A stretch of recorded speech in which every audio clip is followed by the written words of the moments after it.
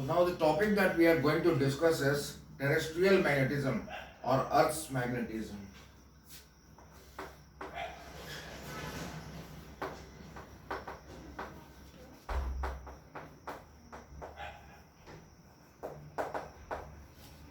It is also known as Earth's magnetism.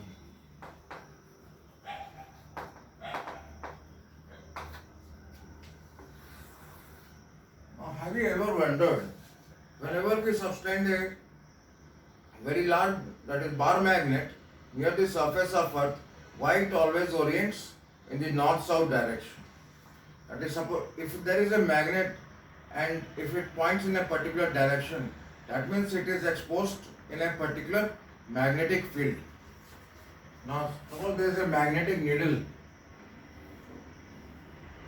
This magnetic needle is exposed to an external magnetic field. So this is the north pole of the magnet and this is the south pole of the magnet. So this will orient in the direction of the magnetic field. So if a bar magnet is suspended near the surface of Earth, it orients itself approximately in the north-south direction. That means there must be a magnetic field near the surface of Earth. So the study of this magnetic field near the surface of Earth is called terrestrial magnetism or Earth's magnetism. We'll discuss this topic in detail.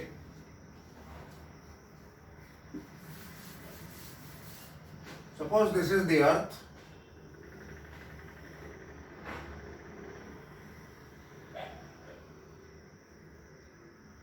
Say, this is the north pole of the Earth, geographical north pole. We'll call it GN. And this is the geographical south pole. If we join these two points, this line will be called as geographical axis.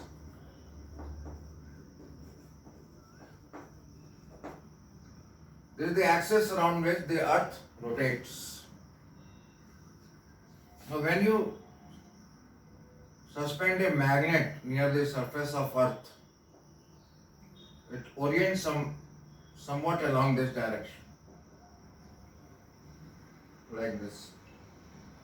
So this is the north pole of the magnet, and here we will get the magnetic north, and here we will get the magnetic south.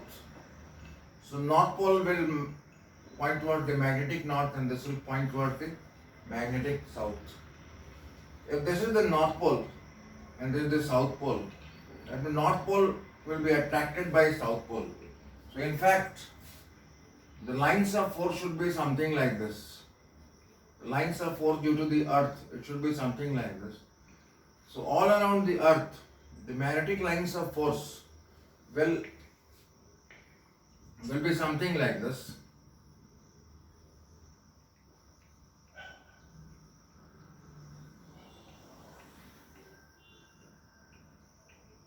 The lines of force extend far in the space.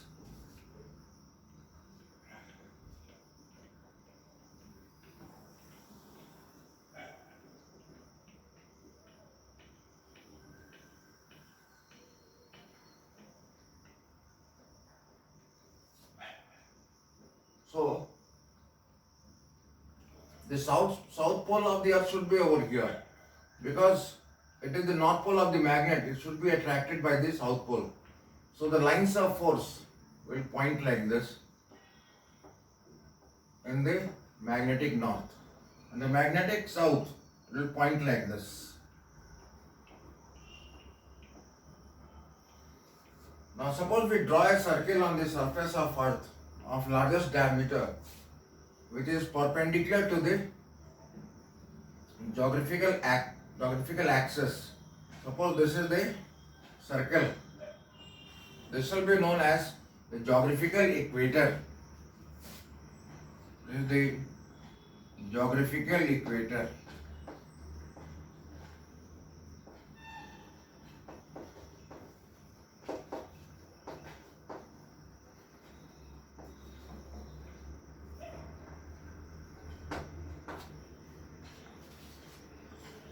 and the line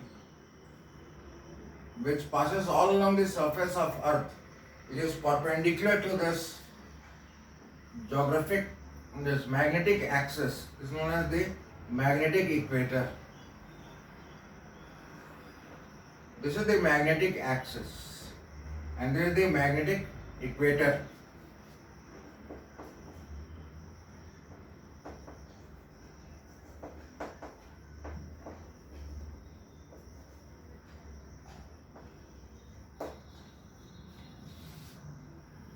So Mn is magnetic north pole and Ms is magnetic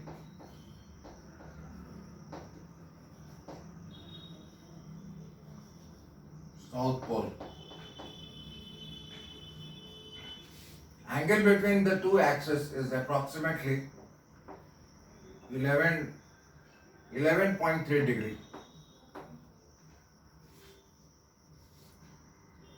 Now we will come to the reason why Earth behaves like a magnet.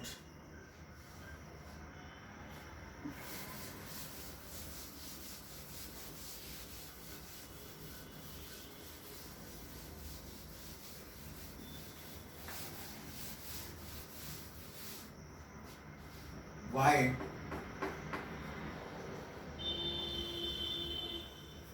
Earth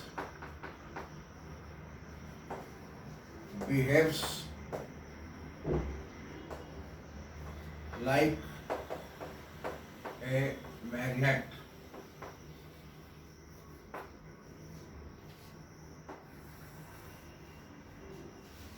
Now suppose this is the Earth.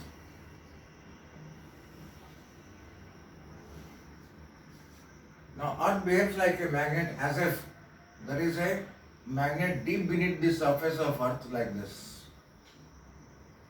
This is the South Pole and this is the North Pole. It behaves like this. The question is why it behaves like this. Several reasons have been stated why it behaves like a magnet. Let us see what are the reasons. The first reason that was predicted was that Earth contains an ore. This is the core containing molten metals, containing iron and cobalt and nickel. In the molten state, when it is in molten state, it will be in the ionic form. So it is in the form of Fe plus, CO plus or Ni plus. It is in the form of ions. It can be 2 plus, it can be 2 plus, it can be 2 plus. So this is in the form of plasma. When these charges will rotate, suppose these charges are like this. This is the geographic axis. When this will start rotating, that is, the charge will rotate in this circle. It will constitute a magnetic field. It will form a magnetic field. So that is one of the reasons why the magnetic field has been created. So first reason is that the core of the Earth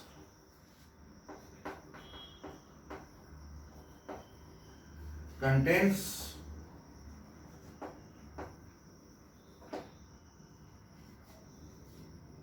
molten metals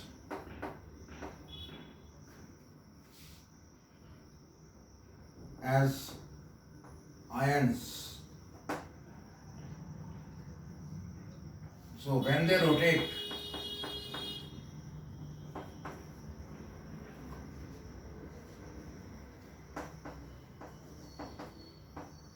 along with the Earth,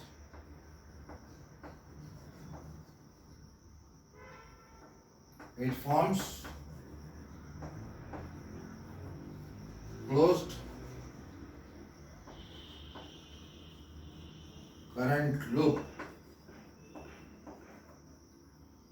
thereby creating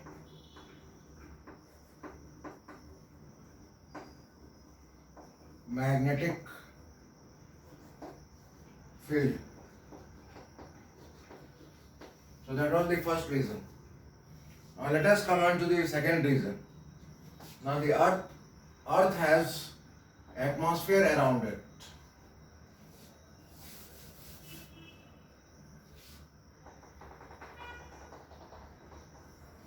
Earth has atmosphere around it. On top of the atmosphere, we have ionosphere.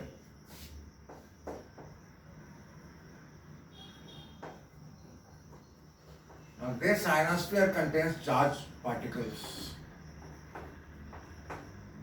This contains charged particles.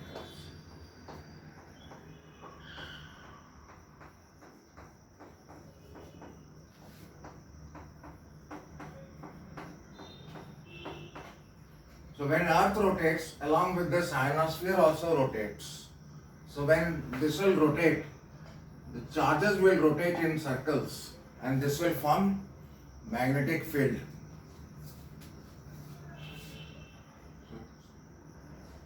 So gas ions in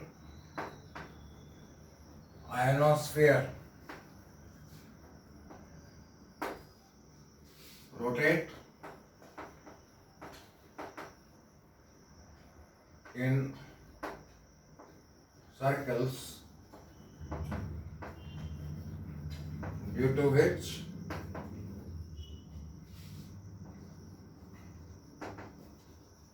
magnetic field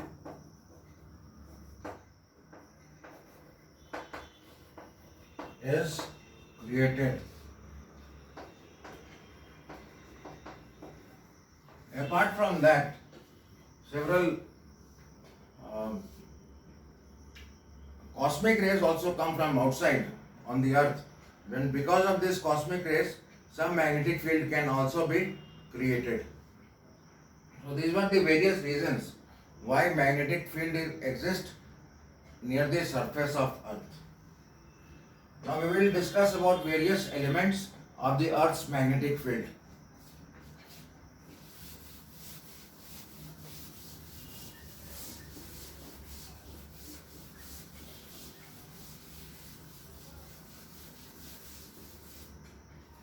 Elements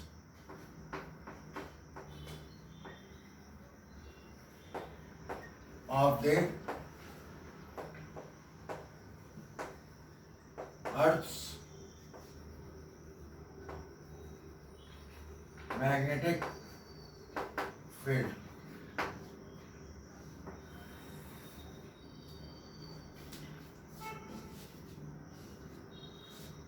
Now suppose this is the Earth and this is geographical axis. And this is the geographical axis. There can be a vertical plane which contains the geographical axis. Suppose this is the plane.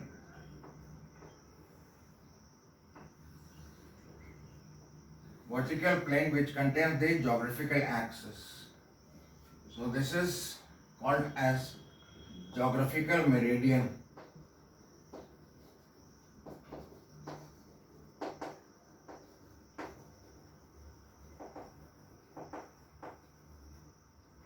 Now suppose this is the magnetic axis. If this is the magnetic axis, we will draw a plane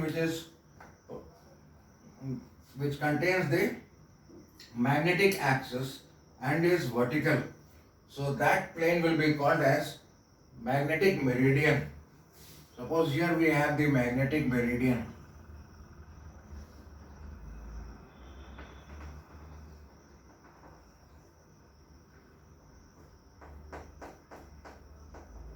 Magnetic meridian. Suppose theta is the angle between the two planes. And theta will be called as declination. So here theta is inclination. Now suppose this is the direction of the actual magnetic field, Earth's magnetic field. Say it is B. So B is the Earth's magnetic field. This is the horizontal direction. So the Earth's magnetic field makes angle delta with the horizontal direction. Then delta will be called as angle of dip or simply dip. So delta is called angle of dip or simply dip. Now suppose we drop a perpendicular from the vector B on the horizontal direction. Then this is the horizontal component of the Earth's magnetic field. Then BH is the horizontal component of the Earth's magnetic field.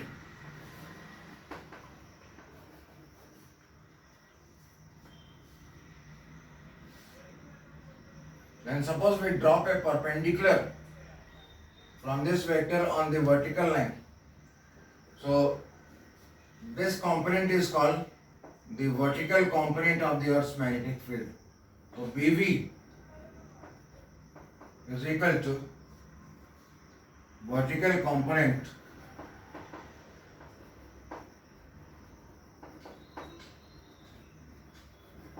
of the Earth's magnetic field.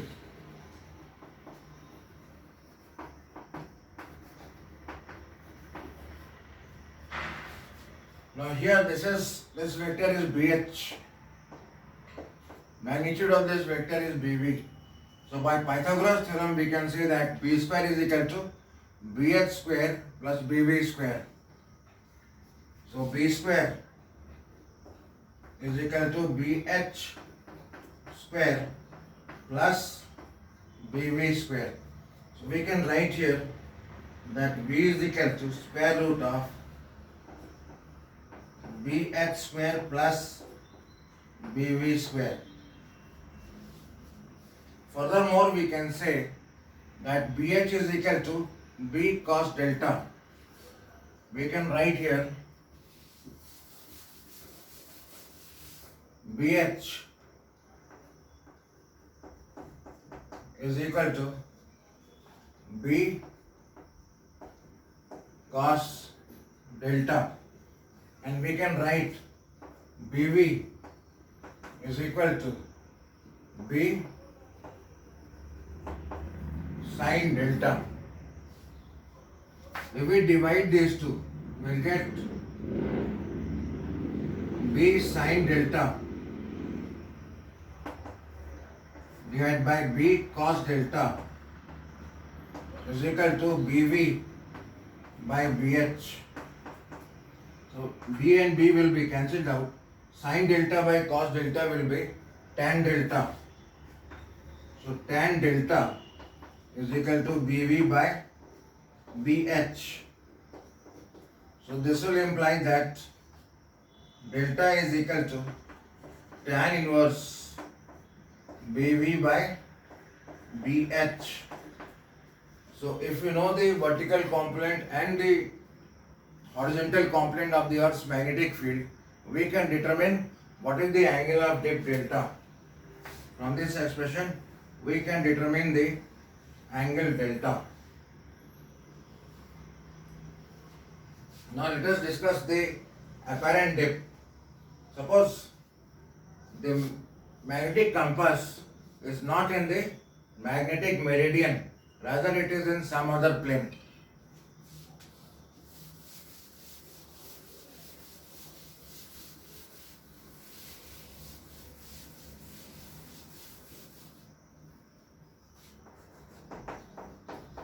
apparent dip. Suppose there is a compass needle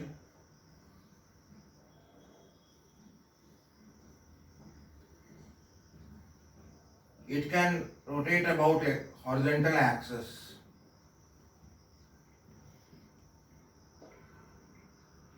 There is the circle called dip circle.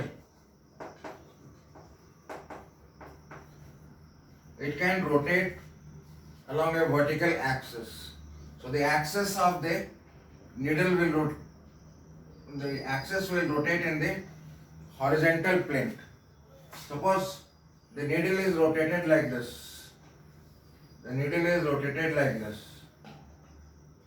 And the compass needle will point something like this. Now this angle will no more be equal to delta. This will have an apparent dip, that is,